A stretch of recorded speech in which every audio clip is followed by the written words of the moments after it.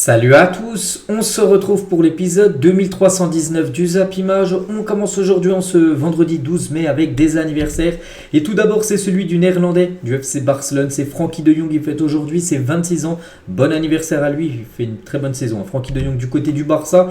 Il y a aussi Issa Kabore, le joueur de l'Olympique de Marseille, il fête aujourd'hui ses 22 ans. Et sinon tous ces autres joueurs fêtent leur anniversaire aujourd'hui. Comme Tsimikas, défenseur grec de l'équipe de Liverpool, il fête aujourd'hui ses 27 ans. Ito, joueur de Stuttgart, il fête aujourd'hui ses 24 ans. Par exemple, tiens, l'ancien défenseur du Real Madrid, légende, Marcelo, les gars, il fête aujourd'hui ses 35 ans. On va parler maintenant de ce qui s'est passé hier soir. Il y avait de la Coupe d'Europe, l'Europa League et l'Europa Conference League. On commence tout d'abord avec l'Europa League et cette belle affiche entre la Juventus Turin et l'équipe de Séville. Score final 1-1 entre ces deux équipes.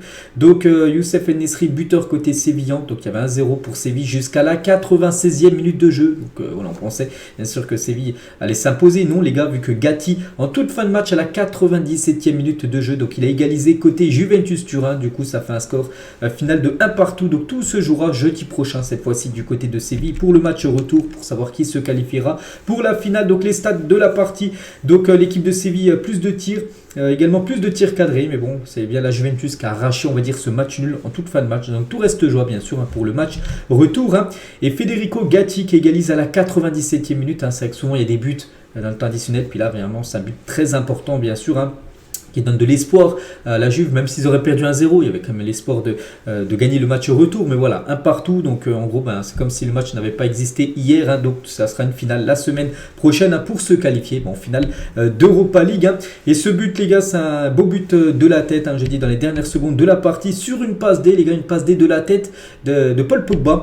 Donc très grosse entrée de Paul Pogba hier soir contre le FC Séville, la pioche, passeur décisif de la tête, paraissait en forme et a complètement changé le cours du match des siens. On lui souhaite de revenir à son top niveau très bientôt, donc ça c'est une très bonne nouvelle pour la Juve ainsi que pour l'équipe de France. N'oubliez pas que dans moins d'un mois il y a un rassemblement de l'équipe de France pour 2 prochains matchs pour les éliminatoires de l'Euro. Bref, donc Paul Pogba depuis quelques matchs là, il reprend un petit peu du temps de jeu. Il avait joué aussi il y a quelques jours, je crois 25 minutes contre l'équipe de Lecce, donc hier aussi il a joué la fin de match et c'est lui qui fait la passe D en toute fin de match pour le but égalisateur. Donc on est vraiment content bien sûr pour Paul Pogba. Voilà quelques photos de Pogba de son match hier, donc voilà bien sûr ce qu'il y a à dire sur côté Juventus. On va parler cette fois-ci côté sévillan parce que Paul Pogba fait une belle entrée. Loïc Badé, lui, autre joueur français, mais cette fois-ci du côté de Séville, lui aussi il a fait un gros match. Bon, il a commencé titulaire, donc malheureusement bon, il a encaissé, son équipe a encaissé un but en toute fin de match, Loïc Badé, un ancien joueur du stade rennais.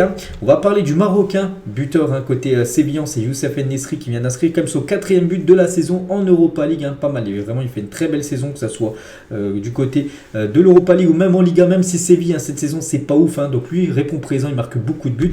Et regardez ses buts, les buts en 2023, on peut voir qu'il est parmi les meilleurs, Youssef En-Nesyri, tout en bas avec Mbappé, 16 buts, il est au même niveau que Mbappé en 2023, je vous parle toute compétition confondue. Après c'est dominé, il y a aussi Osimhen qui fait mieux, Rashford, Lacazette, Benzema et bien évidemment Erling Haaland, lui qui a inscrit 24 buts sur cette nouvelle année 2023. On va parler de l'autre rencontre de l'Europa League, l'autre demi-finale, c'est entre l'AS Roma et le Bayer Leverkusen, et c'est l'AS Roma qui prend une petite option avant le match retour la semaine prochaine du côté de l'Allemagne. Donc Bové, l'unique buteur du match, je ne vous cache pas, je ne connaissais pas le joueur avant la rencontre. Donc les stats de la partie, donc victoire plutôt logique et méritée de l'AS Roma, 12 tirs, 4 tirs cadrés, alors que Leverkusen seulement une frappe cadrée de cette rencontre. Et Bové, un jeune joueur les gars qui a seulement 20 ans, donc c'est son premier but en Europa League, un but important comme ça en demi-finale d'une coupe européenne. Donc félicitations à ce jeune joueur de cette équipe de l'AS Roma. On va parler de Rui Patricio, le gardien de l'AS Roma. Donc hier c'est une victoire 1-0, donc du coup il n'a pas pris de but, et c'est vrai que c'est le joueur qui a disputé le plus de matchs dans l'histoire de l'Europa League, 67 matchs, donc avec le Sporting, avec Wolverhampton et avec l'AS Roma. Il est au même niveau qu'Aleksandar Dragovic, un gardien aussi qui a joué aussi dans pas mal d'équipes. Donc maintenant c'est Rui Patricio, 67 matchs dans son histoire du côté de l'Europa League, et c'est tout simplement un record.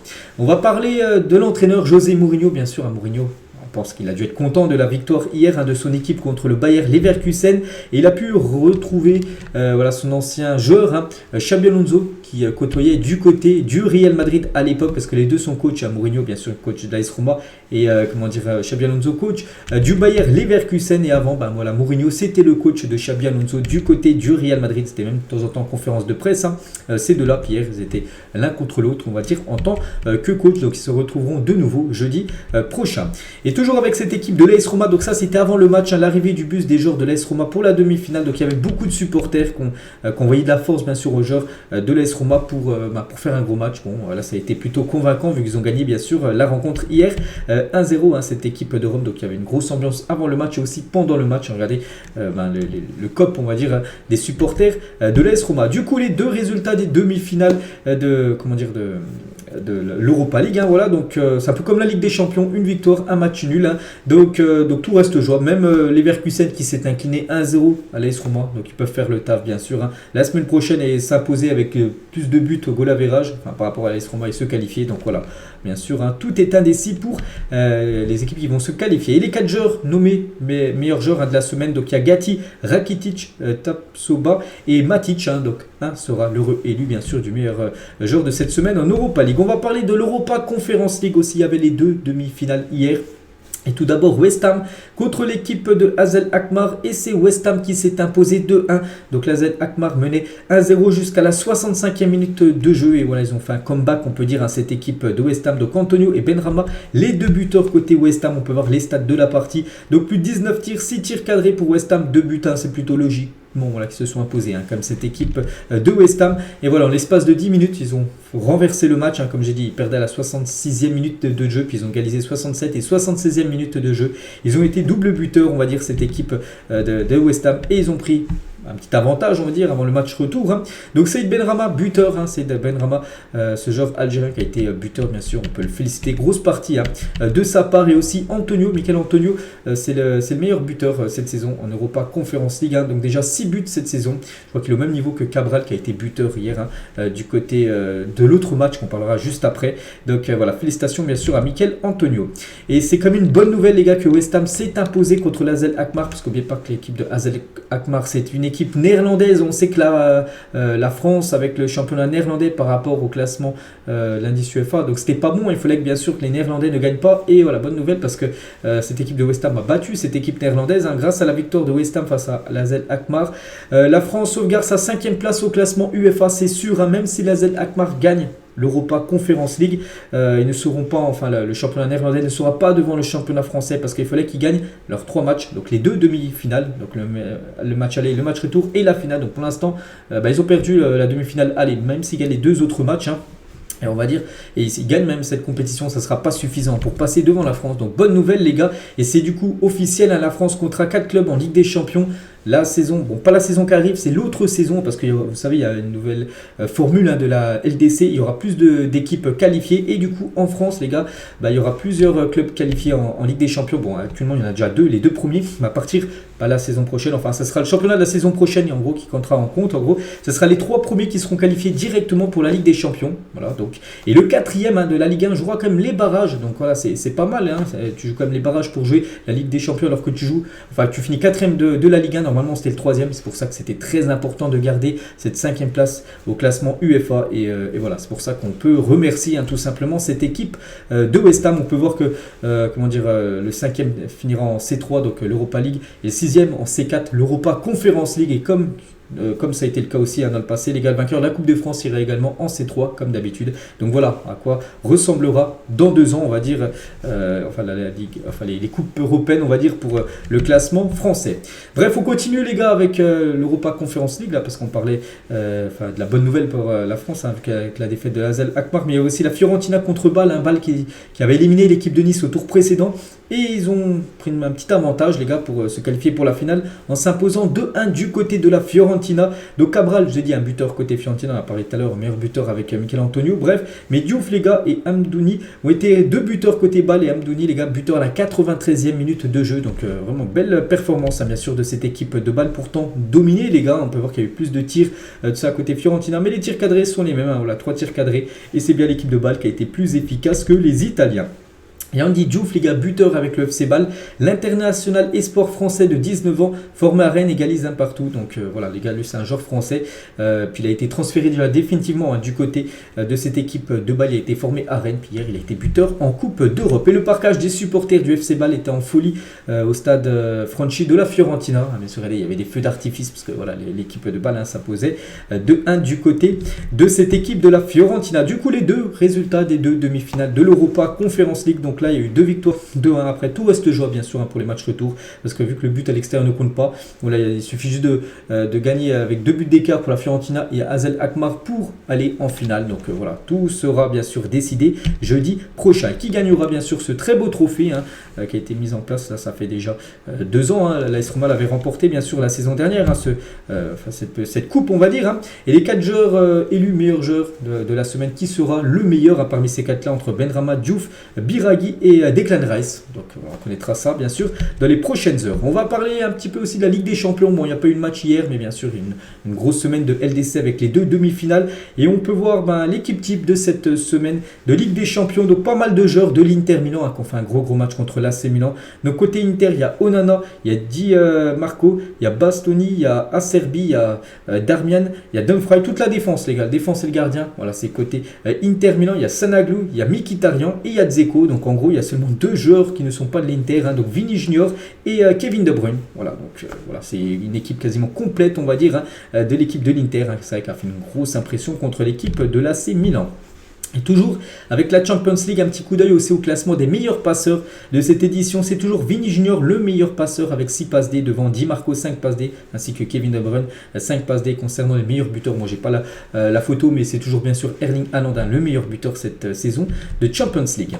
Et toujours avec la Ligue des Champions, donc l'UEFA discute avec les autorités portugaises d'une éventuelle délocalisation de la finale de la Ligue des Champions. La démarche a été faite pour trouver une solution d'urgence en cas de trouble à Istanbul après l'élection présidentielle turque. La finale pourrait alors se disputer à Lisbonne du côté du stade du Benfica, parce que normalement, voilà, c'est acté, ça doit être du côté de Istanbul, cette finale de Ligue des Champions qui va se jouer dans à peu près un mois. Donc voilà, elle pourrait être délocalisée au Portugal, comme ça a été le cas, on va dire, dans les années précédentes. Pourquoi ?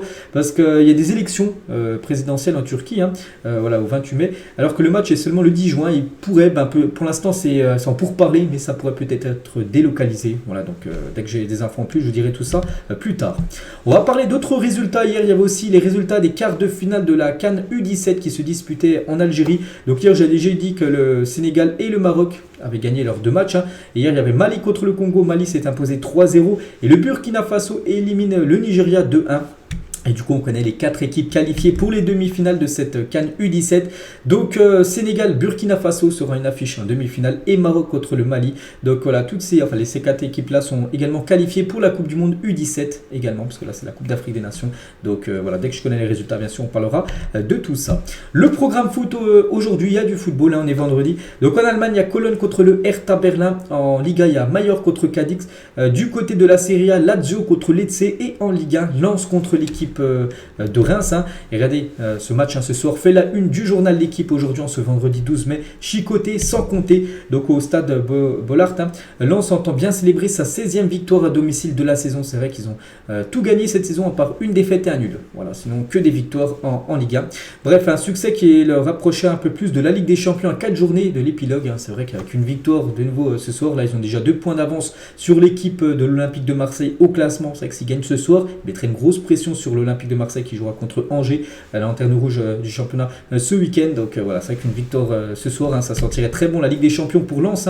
Et Brice Samba, le gardien de cette équipe, présente la défense de Lens. Donc il parle de Kevin Danso. Il dit, le coach avait dit qu'il faisait partie des meilleurs défenseurs d'Europe. Je suis d'accord. Il parle aussi de Jonathan Gradit. Il a dit, il est très juste, techniquement propre dans les relanciers. On l'appelle la perceuse, ce n'est pas pour rien. Il parle aussi de Medina, défenseur aussi. Il y a que des défenseurs. En gros, il parle des joueurs qui sont juste devant lui, vu que c'est le gardien. Des 4 défenseurs. Medina, le joueur argentin, il dit, ce qu'il réalise avec le ballon, j'ai rarement vu ça chez un défenseur. Il a une telle facilité. Il parle aussi de Haïdara. Peu importe où tu le mets, il va être excellent, c'est mon soldat exemplaire. Donc voilà, il est très content. Brice Samba, n'oubliez pas que Lens, je crois que c'est la meilleure défense cette saison en Ligue 1, parce que voilà, il est très content, voilà, des joueurs qui sont juste devant lui. Bien sûr, cette défense très solide du côté de Lens. Et toujours les gars avec Lens et tous les autres matchs de Ligue 1 ainsi que la Ligue 2. Pour la journée mondiale contre l'homophobie le 17 mai, la LFP annonce que les joueurs des 40 clubs de Ligue 1 et de Ligue 2 porteront un flocage arc-en-ciel lors de la 35e journée du championnat. Ce week-end les gars, tous les matchs de Ligue 1 dès ce soir, demain, après-demain, Ligue 1, Ligue 2. En gros, il y aura le flocage arc-en-ciel. Donc c'est pas la première fois, c'est déjà la 5e année consécutive que la LFP organise cette action. Donc flocage arc-en-ciel, il y aura le brassard arc-en-ciel pour les arbitres, entraîneurs et délégués de la rencontre et drapeau de la compétition coloré durant le protocole d'avant-match. Donc voilà, ça sera de nouveau, on va dire, des flocages spéciaux, on va dire, pour les rencontres ce week-end en France. On va prendre la direction de l'Espagne, on va parler du Barça féminin. Et le Barça féminin n'a pas gagné un match et c'est incroyable, ils ont fait un partout contre Séville, c'est un match de Liga. Donc elles perdent 1-0, elles ont égalisé à la 80e minute de jeu, mais même voilà, elles n'ont pas gagné. Ça bien sûr c'est un événement parce que après 62 victoires consécutives, le FC Barcelone féminin a fait match nul, donc 62 victoires d'affilée en championnat. Elles n'ont pas gagné les gars, voilà, regardez tous leurs derniers matchs, il n'y a que des victoires, on peut voir des 9-1, des 7-0, des 10-1 les gars, ou même des 8-1, voilà, c'est festival à chaque fois. Puis voilà, hier elles ont joué, elles ont fait un partout contre Séville, donc voilà, c'est fini, on va dire leur série magnifique de 62 victoires d'affilée. Incroyable quand même, cette série, c'est complètement fou. On va parler de Kylian Mbappé. C'est le journal L'équipe qui a mis un petit article sur Kylian. Donc Mbappé a été sollicité pour aller parler à la jeune génération avant l'entraînement. L'attaquant vedette du PSG et des Bleus a assuré comprendre leur point de vue, mais les a dissuadés de mener toute action collective. Donc c'est quoi ça en gros? Donc Mbappé aurait dissuadé plusieurs joueurs de mener une grève de soutien aux joueurs musulmans qui souhaitaient faire le ramadan à l'époque.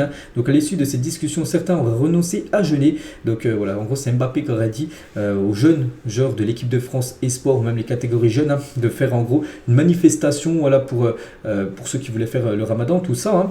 Et du coup, Mbappé, les gars, a réagi. Regardez, il a pris le poste du journal L'équipe, il a dit, de ses propres mots, parce que c'est sur son compte Twitter officiel. Évitez de mettre mon nom dans vos salades et vérifiez vos sources, s'il vous plaît. Bonne soirée. Voilà, en gros, il dit que c'est complètement fake, bien sûr, ce qu'a sorti tout simplement le journal L'équipe hier.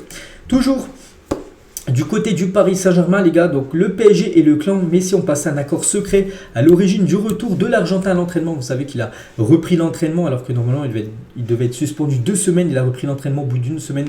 Voilà, Léo Messi, parce que RMC Sport explique que derrière la vidéo d'excuses de Léo Messi, le PSG et l'Argentin ont rédigé un contrat sous signe privé.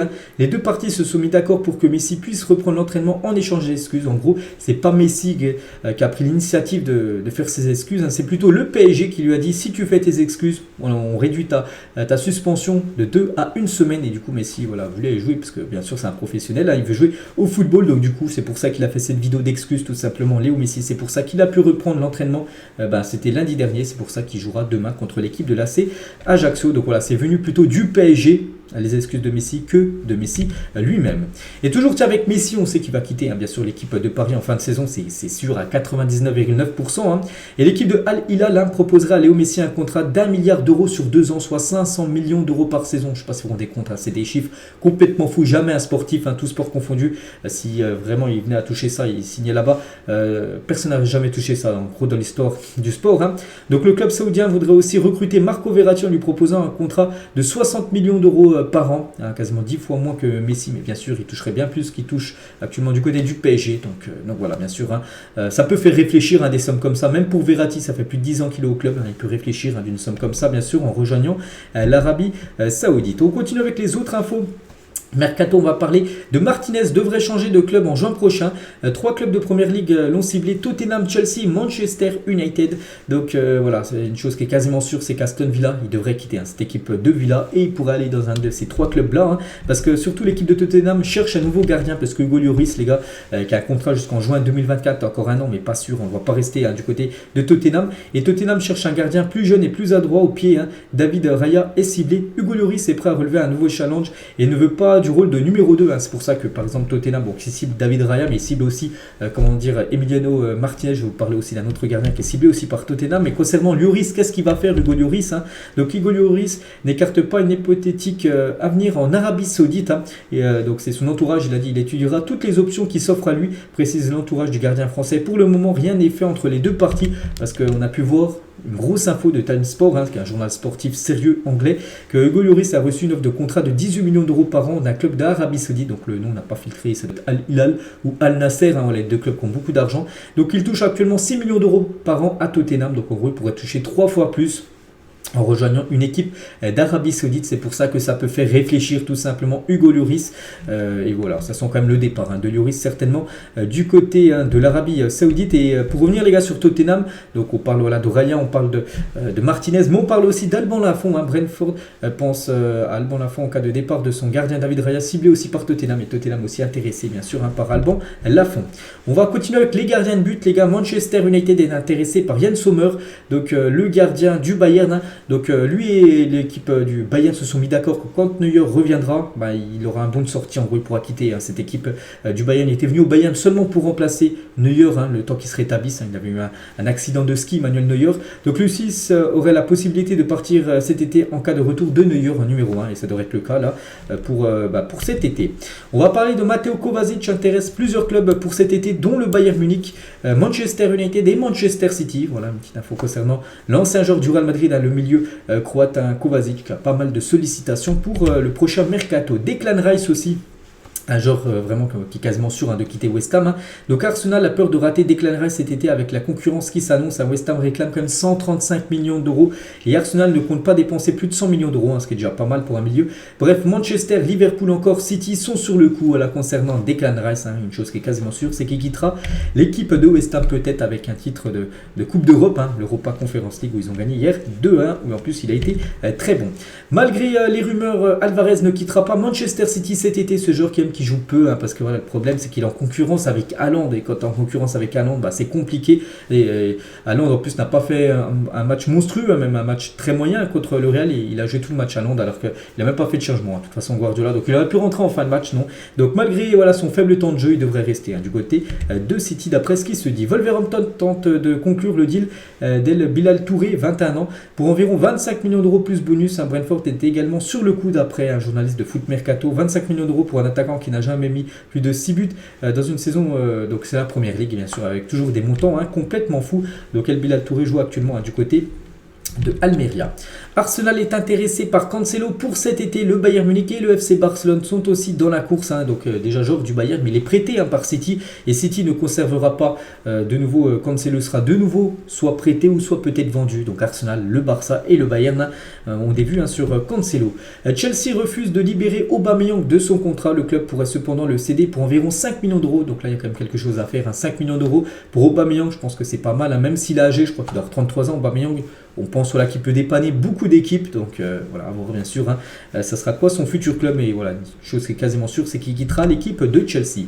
Franck Kessié s'est envolé vers Paris directement après son entraînement du jour. On ne sait pas pourquoi il est parti à Paris, donc je sais pas. Bon, je pense pas négocier avec le PSG parce que j'ai jamais vu une info rumeur Kessié du côté du Paris Saint-Germain, on ne sait pas. Donc voilà, petite info concernant Franck Kessié. Il y a des chances quand même qu'il quitte l'équipe du Barça fin de saison. On va parler de Newcastle qui prévoit de faire une offre pour Moussa Diaby cet été. Donc Milan, Arsenal et le PSG sont aussi intéressés par le joueur Moussa Diaby, qui fait une très belle saison du côté du Bayer Leverkusen. Donc voilà, les équipes intéressées par son profil. Le Barça espère vendre Samuel Umtiti à un bon prix après sa belle saison du côté de Lecce. N'oubliez pas que le Barça, il appartient toujours au Barça, prêté à Lecce. Et voilà, Lecce, le Barça aimerait tout simplement le vendre, le vendre définitivement, parce qu'actuellement, je l'ai dit, il est en prêt du côté de l'Italie. Jean-Claire Todibo intéresse Newcastle, Manchester United et Liverpool. Le Français pourrait partir pour environ 45 millions d'euros d'après Fabrizio Romano. Donc voilà, quand il dit ça, c'est pas pour rien. C'est vrai que Nice, il y a pas mal de joueurs qui coûtent beaucoup d'argent. Je pense à lui, je pense aussi à Kefren Turam, qui a une grosse valeur marchande du côté de Nice. Et voilà, concernant Todibo, les gars, voilà, il pourrait aller dans un top club. Et voilà, Nice pourrait récupérer 45 millions d'euros. Bien sûr, ce serait le jackpot pour l'équipe française. On va parler de Chris Smalling, va prolonger avec l'AS Roma jusqu'en 2025. Il ne reste plus que quelques détails à régler pour que ça soit officiel. La prolongation de contrat de Smalling, l'ancien joueur de Manchester United maintenant qui fait les beaux jours du côté de Rome. On va parler de Crystal Palace qui songe à faire passer le salaire de Wilfried Zaha, priorité de l'OM, de 7,8 millions d'euros à 12 millions d'euros par an, ce qui est énorme, pour le convaincre de prolonger son contrat. Et donc il est en fin de contrat en fin de saison, donc lui ne veut pas rester, mais bon, avec l'augmentation, quasiment le salaire, doublé, peut-être pas doublé, mais multiplié multiplié par 1,5 on va dire, hein. Donc ça peut peut-être le faire réfléchir. Après lui il a envie de jouer la LDC, hein. Voilà. Après Crystal Palace ne jouera pas la LDC, on verra, mais c'est vrai que Crystal Palace fait tout son possible, hein, pour essayer de le conserver. On va parler de Rafael Leao à l'AC Milan jusqu'en 2028. Here we go. C'est Fabrizio Romano qui dit ça. Voilà, en gros prolongation de contrat quasiment officiel, hein, de Rafael Leao. Donc voilà, jusqu'en 2028 il touchera entre 5 et 7 millions d'euros annuels, et c'est le LOSC, hein, qui payera l'amende de 19 millions d'euros au Sporting. Vous dites c'est quoi cette amende de 19 millions d'euros au Sporting? Donc Lille, hein, s'est entendu avec l'AC Milan au sujet d'une indemnité à verser au Sporting en raison de la rupture unilatérale de contrat de Leao en 2018. Parce qu'un petit rappel des choses, en 2018, il jouait du côté du Sporting. Il avait quitté le Sporting pour aller du côté de Lille, puis ça avait été fait peut-être pas dans les règles, hein, tout ça. C'est pour ça que Lille un club doit payer une amende. C'était soit l'AC Milan, soit Lille. Et du coup, Lille s'est mis d'accord avec l'AC Milan que c'est Lille qui allait payer, hein, cette somme de 19 millions d'euros au Sporting. Le Sporting, bien sûr, s'était mis au tribunal, hein, pour recevoir cette somme. Donc voilà, c'est bien Lille, hein, qui payera plutôt cette somme, on va dire, au Sporting. Voilà, parce que c'est un ancien joueur du Sporting avant de débarquer du côté de Lille. Et maintenant faire les beaux jours, bien sûr, du côté de l'AC Milan, et même prolonger très prochainement du côté de Milan. Et toujours avec lui, donc avec sa nouvelle prolongation, hein, donc sa clause libératoire va monter à plus de 175 millions d'euros, hein, pour s'offrir les services de Rafael Leao. Toujours avec l'AC Milan, on va parler toujours, hein, de cette équipe, hein, et pour offrir un contrat de 3 ans à Adam Bakoun, jeune joueur, les gars. Donc l'arrière droit de 17 ans a récemment choisi Rafaela Pimenta comme nouvel agent. Donc c'est un joueur de l'équipe U19, hein, de l'AC Milan, et en gros voilà, l'AC Milan aimerait lui prolonge son contrat, et surtout lui met un contrat professionnel, hein, de 3 ans. Toujours avec Milan, les gars, une petite info concernant leur match perdu avant-hier.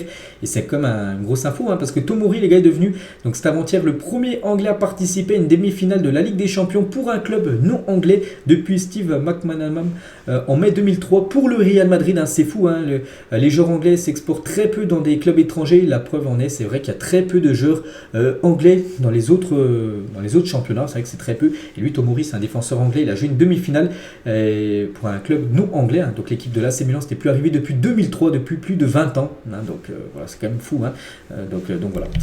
On continue toujours avec l'AC Milan, les gars. C'est qu'il y a pas mal d'infos, hein, concernant l'AC Milan avec ce jeune joueur, avec Leao ou même Tomori. Et aussi Benacer qui est sorti en tout début de match, hein, contre l'équipe de l'Inter avant-hier.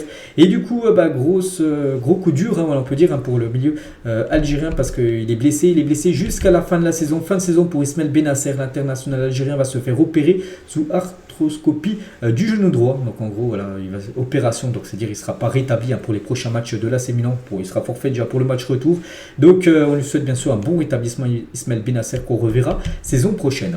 Toujours avec les joueurs blessés, on va parler de William Saliba et Zinchenko, sont forfaits jusqu'à la fin de la saison également. Donc c'est des joueurs de Arsenal, hein, 2 joueurs très importants. Par exemple, ils figurent dans l'équipe type, hein, de la saison du côté de la Première Ligue, et voilà, ils sont quand même forfaits jusqu'à la fin de la saison pour les derniers matchs très importants, bien sûr, d'Arsenal, s'ils veulent revenir, hein, devant Manchester City, même si ça semble très compliqué. Lui, il a été blessé de nombreuses semaines, hein, ces derniers temps. C'est Ferland Mendy, il était de retour à l'entraînement collectif du Real Madrid aujourd'hui. Ça, bien sûr, c'est une bonne nouvelle, hein, quand un joueur fait son retour à l'entraînement. Il y a 15 ans, jour pour jour, Middlesbrough mettait une gifle à Manchester City, 8-1. C'est vrai que les temps ont vraiment changé, hein, depuis, hein, cette époque semble très très lointaine, hein, pour City, parce que donc c'était le 11 mai, on est 12 mai, voilà, le jour pour jour, c'était exactement hier, bref. Donc c'est que maintenant, s'il y a par exemple un City Middlesbrough, qui est une équipe qui va jouer les playoffs, hein, pour monter en Première Ligue saison prochaine, on pense, voilà, que City, c'est peut-être eux, hein, qui pourraient gagner peut-être 8-1 contre Middlesbrough, mais voilà, il y a 15 ans, les gars, c'était bien City, hein, qui prenait une correction, voilà, contre cette équipe. Donc voilà, quelques photos de cette rencontre. Les supporters de Manchester City à l'époque, hein, bien sûr, c'était une équipe qui se faisait battre tous les week-ends, ils en avaient marre, hein. C'est vrai que ça a beaucoup changé, hein. Les supporters maintenant doivent être très heureux, hein, de ce qui se passe du côté de City. On va parler toujours du football anglais, et le stadium de Sunderland, les gars, sera guichet fermé pour la demi-finale aller des barrages d'accession à la Première Ligue samedi contre Luton Town. Donc voilà, hein, bien sûr, il y a les barrages, enfin c'est les playoffs, on va dire, hein, pour monter en Première Ligue, puis à Sunderland contre Luton Town, et voilà, le match se jouera à guichet fermé, hein, pour ces demi-finales des playoffs. On va parler de Bielsa, les gars, qui a retrouvé un banc. Il va devenir le nouveau sélectionneur de l'Uruguay. Marcelo Bielsa, l'ancien coach de Marseille, il avait de Leeds par exemple, donc il va coacher l'équipe de l'Uruguay, c'est quasiment officiel. John Textor doit trouver 130 millions d'euros avant le passage devant l'OL, devant la DNCG. Vous savez, la DNCG en gros c'est la police du foot, en gros il regarde si les comptes tout ça sont ok et non ou non, donc voilà, Textor doit trouver quand même beaucoup d'argent tout simplement pour avant de passer devant on va dire cette police du football. Et toujours tiens avec Lyon les gars, officiel, Jean-Michel Aulas touchera une indemnité de 24 millions d'euros pour son départ de Lyon avec toutes les primes qu'il a accumulées année après année. Ça faisait plus de 36 ans comme qu'il était président de Lyon, donc il va toucher quand même le jackpot, 24 millions d'euros. Jean-Michel Aulas. On va parler de Benoît Millot, donc sera finalement l'arbitre de la rencontre OM Angers dimanche soir. Il remplace Thomas Léonard qui était initialement prévu. Voilà, changement d'arbitre pour arbitrer le match de l'OM dimanche contre l'équipe de Angers. Et on finit les gars cet épisode aujourd'hui. Donc pour ceux qui auraient oublié les stats complètement folles de la dernière finale de la Ligue des Champions, évidemment un très grand monsieur Thibaut Courtois qui a fêté hier son anniversaire, 31 ans Courtois, mais n'oubliez pas les gars son match exceptionnel en finale de LDC le 28 mai dernier contre Liverpool au Stade de France. Liverpool, regardez, 23 tirs les gars, 9 tirs cadrés, aucun but inscrit, 9 arrêts. Thibaut Courtois, c'est toujours actuel, le total le plus élevé d'arrêts dans un match de Ligue des Champions, et le Real Madrid les gars, 3 tirs, une frappe cadrée, un but. C'était le but de Vini Junior. Incroyable quand même le réalisme du Real Madrid lors de la dernière finale de la Champions League. Donc voilà les gars ce qu'il y a à dire aujourd'hui. J'espère que ça vous a plu. On se retrouve bien évidemment cet après-midi pour l'After Zap Image et demain bien sûr pour le prochain numéro sur cette chaîne. Allez, moi je vous souhaite un bon vendredi et à demain.